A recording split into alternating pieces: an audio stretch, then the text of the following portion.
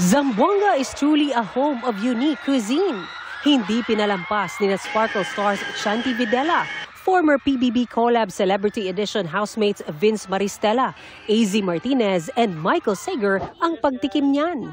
Welcome to Zamboanga!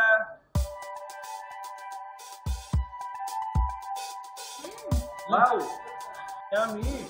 Sinubukan nila ang sikat na spicy at savory breakfast dish na sati, inihaw na karne ng manok na may coconut-based sauce. This one?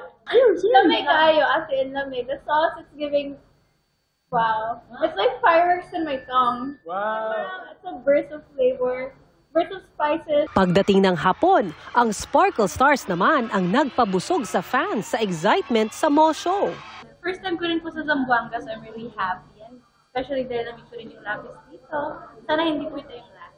Sobrang na-appreciate ko talaga lahat ng efforts ng mga fans na pumunta dito. Maraming salamat sa pagtanggap sa amin. Sobrang lakas ng mga sigawan nyo, yung mga hiyawan nyo. Every time one of us performs, grabe, so, naramdaman talaga namin yung welcome at support nyo. Kaya maraming salamat for giving us all of this love. Muchísimas gracias, mga kapuso! Mula sa GMA Regional TV at GMA Integrated News, Sara Hilomen Velasco, nakatutok 24 oras.